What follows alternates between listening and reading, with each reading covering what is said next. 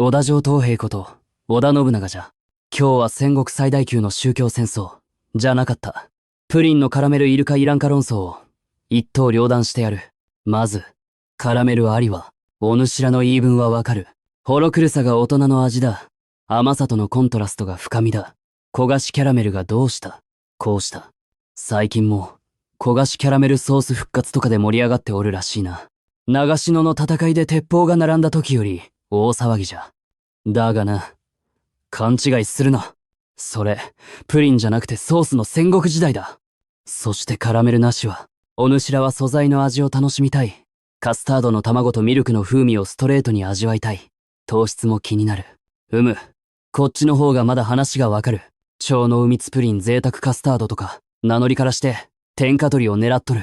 甘みは一点集中。余計な飾りは捨てて本丸だけ攻める。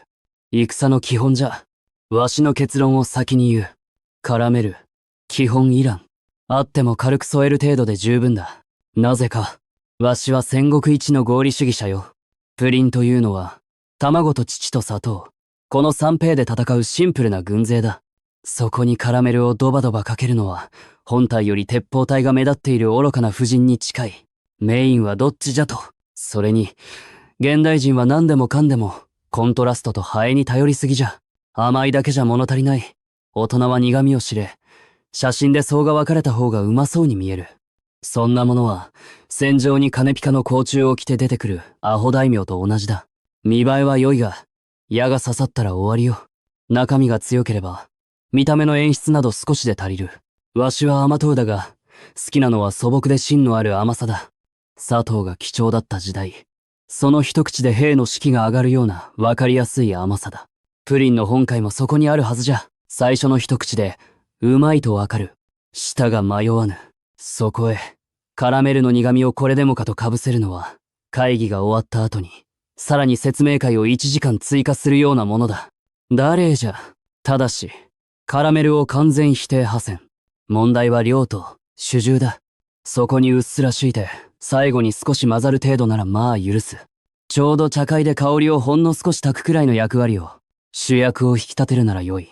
だが最近高入りの、カラメルまみれるプリンだの。別店で自分でドバドバかけて楽しんでねだの。そんなものは、プリンを人質にしたカラメルの謀反じゃ。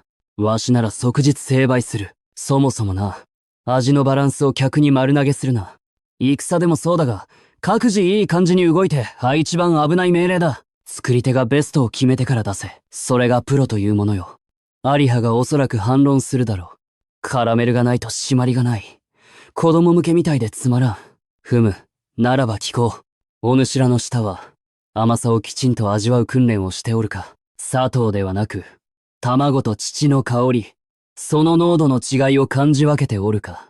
ただ苦味を足して、大人の味と勘違いしておらぬか。渋い顔をしたがる中学生のコーヒー自慢と同じ穴の無地なではないか。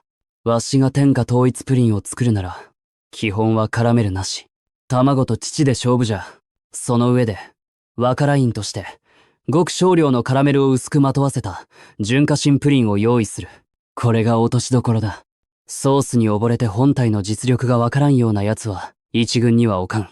過信でも同じだ。最後にこれだけは言っておく。プリンは戦国の兵と同じで、シンプルなほど強い。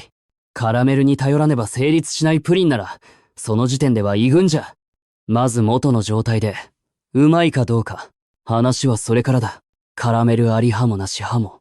一度カラメルを全部捨てて、プリン単体でしたと向き合え。それでもなお、ほんの少しの苦味を添えたいと思うなら、その時、初めてからメルを許そう。以上、プリンの天下人、織田信長の判決だ。カラメルは、基本いらん。どうしても使うなら、控えめにだ。盛りすぎる奴は、比叡山と一緒に焼き払うぞ。